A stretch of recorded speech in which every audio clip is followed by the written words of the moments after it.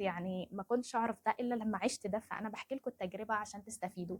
هم عاملين ايه؟ يا رب تكونوا بخير. انا شروق حكيم واهلا بيكم معايا في فيديو جديد. الصراحه انا ما عنديش النقطه دي، الحمد لله. اتمنى كمان ان انتم ما تبقاش عندكم النقطه دي، انكم تسمعوا للناس او انكم تفكروا كتير في ان الكلام اللي الناس بيقولوه.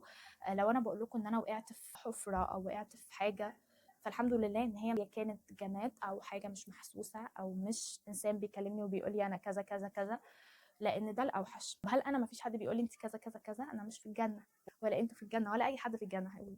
تمام؟ فدايما اي حد يقول لكم كلمه ما تعجبكوش، بلاش. بتكلم بجد، انا هتكلم معاكم بمنتهى الشفافيه، وبطريقه برضو تفكيري اللي انتوا لو عايزين تاخدوها اتس اوكي، مش عايزين تاخدوها برضو اتس اوكي. يعني كل حاجه اب تو يو، لكن دي الحاجه اللي انا مشيت معايا ويمكن تمشي معاك وجرب. لما حد يقول لي كلمه ما تعجبنيش، او حد بيوصفني، حتى مش هنوصل لمرحله بعيده ليه ما تعجبنيش، حتى يوصفني حتى وصف ما يعجبنيش، او حاجات كتير جدا. هي في حل من الحلين دايما، ان انت كانك ما سمعتش حاجه، وتعتبر دايما ان الشخص ده هو للاسف الشديد ربنا ما انعمش عليه بنفس النعم اللي ربنا انعم عليك بيها، وانك دايما مش هقول لكم تشوفوا اقل منك وتشوفوا وتلف وشك والهبل ده، لا لا، عادي جدا. اتعامل مع الموضوع بمنتهى الليونه. بالعكس، لو يعني انت حطيت من عندك او انت حطيتي من عندك زي سد، او عملتوا اي حد بينكم، هتكونوا دايما انتوا اللي واخدين على خاطركم، انتوا اللي زعلانين. لا، وكده فعلا انتوا هتكونوا نولتوا الشخصيه دي مناها، ان هي عايزاكم تشوفيني دايما ايه اللي هو انا اثرت عليك، خليتك دايما تشوفني تمشي مثلا. ما تعملوش كده ابدا. الناس عموما السيئين اللي بيهاجموكوا اقل من كده بكتير قوي، اقل حتى من ان انت تحطي حد في دماغك وتقولي ده اول ما يجي همشي. ماشي؟ فدايما لو الهجوم جالك من شخص، ما تصدش، ما تقفوش، ما تردش، ما تعملش اي حاجه، ودايما اتعامل مع الشخص ده ان اللي هو فعلا للاسف الشديد ربنا ما انعمش عليه بنفس العقل بتاعك، وان هو حرام يا عيني عقله فعلا تعبان. انا بكلمكم كده مش عشان انا فعلا بقل مثلا من حد، بقل من الناس دي او اي حاجه، لا يا جماعه، في حقيقه لازم نستوعبها كلنا. طريقه تفكيرنا as a really human different 100% different from each other. وانت لازم تركز في كده دايما، ان احنا اصلا يعني مش مخلوقين كلنا حاجه واحده، وربنا هو اللي بيقول كده في القران مش انا. فدايما كلنا مختلفين عن بعض، مفيش حد شبه التاني 100%، ولا في حد كامل 100%، ولا في حد وحش. لا، في حد وحش 100%. ما علينا. خلينا نكمل. فبس يعني ده اللي عايزه اوصله لكم، ان انت لو حد قال لكم كلمه وحشه، حد جه عليكم، المشكله مش فيك، ولو اتاثرت فعلا انت بتثبت له ان المشكله فيك او فيكي. لكن دايما نعرفه اللي هو فاهم مين، اللي هو ربنا يشفيك، او هدعي لك بالهدايه او كده. وفعلا اتعاملوا معاهم على ان هم مش ناس كاملين عقليا. كنت لسه انا وصاحبتي في هذا الموقف، ان احنا كنا بنكلم حد، انا بكلمكم والله بمنتهى الامانه، يعني الموقف ده ما عداش عليه شهر حاليا. الموقف ان كنت انا وصاحبتي لسه في الجامعه، ففجاه احنا بنكلم شخص معين. مايك شغال، مايك شغال. بنكلم شخص معين، عندنا مشكله مش فاكره بجد، تقريبا كانت في فيزا او حاجه زي كده.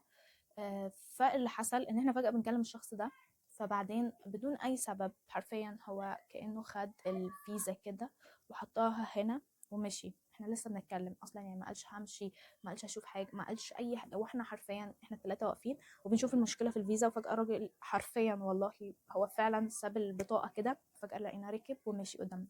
فانا اصلا دماغي مش كانت مستوعبه خالص، يعني ما كنتش في الاول، ما كنتش مستوعبه، بس بعدين يعني فضلت اضحك تقريبا، كنت مش قادره، كنت عارفة. صاحبتي حبيبتي استغربت جدا، فضلت بصه كده مستغربه، يعني اللي هو فاهمه، وانا عماله اضحك مش قادره اصدق. فبعدين اللي حصل يعني ان احنا كنا بنتناقش في ان ازاي هو عمل كده، وان ده ما ينفعش، وقله الادب دي حرفيا ايه قله الادب دي. بس ساعتها فعلا قلت لها المشكله مش من عندنا، هو يمكن مش في الليفل ده، مش في الليفل ان هو لما يكون عايز يمشي بيستأذن ويمشي، مش في الليفل ان هو عنده حد بيكلمه فهيستأذن يقول له بعد اذنك وهمشي. هو ممكن يكون درجه تعليمه او درجه معرفته ما وصلتش لحد الليفل ده، فايتس اوكي، يعني مش مشكله. هبقى انا اللي حرفيا عقلي مش كامل، او انا اللي تعبانه في دماغي لو حسيت ان ده فعلا طريقه تفكيره اكتر من كده. انا طبعا مش بقول الكلام ده عشان اقل من اي حد، لا، بس انا بقول لكم اهميه ان البني ادم يكون عارف ومتفتح ومحترم وكويس عموما عامله ازاي. دي حاجات تلاقيها عند حد بيفكر، مش ماشي على هواه. فطبعا ده موقف يعني من ضمن المواقف. فدي كل الفكره. ضايق وخد مننا حيز تفكير، انا حرفيا خد مني ثانيتين بس، بعدين بدات اضحك يعني لو ما كنتش يعني كنت دايما بسمع الحاجات دي بس اول مره اعيشها. فدي الحقيقه فعلا ان انت مش محتاج ترضي اي حد في حياتك ابدا، ولا محتاج ان انت اي حد ياثر عليك باي صوره ممكنه. دايما خليك يعني دايما قريب من ربنا. خلي دايما ربنا هو الليميت بتاعك، ما تأفورش جدا وتكون الشخصية الدارك مود اللي احنا اللي عايزين الناس تقول علينا there is no negotiation with them.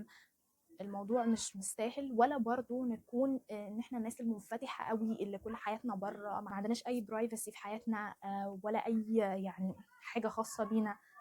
يعني بلاش اسود بلاش ابيض، خلينا رمادي بشكل ما او باخر. يعني ممكن حد يبقى بيقول كلمه وحشه في حقك وانت يعني تحس اللي هو حرفيا وشك بقى عامل زي الرجل الاخضر عشان انت متضايق. فدايما لازم تحافظوا على طريقه تفكيركم جدا، دايما تخلوها بوزيتيف جدا جدا. مش معنى ان حد قال لي كلمه وحشه يبقى انا فعلا انا اللي متضايقه. دي مشكله عندك انت، لو انت حد قال لك كلمه وحشه وانت اتضايقتي بجد انا مش بهزر. دي مشكله كبيره، مش مهمه اصلا ما يقولوا اللي يقولوا. انا مالي، انا اتاثر ليه؟ انا لو اتاثرت ابقى اثبتت له هو صح فعلا.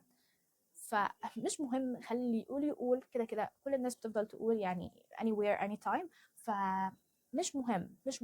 اهم حاجه ان انا اركز مع نفسي، ان انا اشوف فعلا انا عايزه ايه وانا نفسي في ايه وانا اعمل ايه. اتمنى بجد الفيديو تكونوا استوعبتوه كويس. بس اشوفكم في الفيديو الجاي. مع السلامه.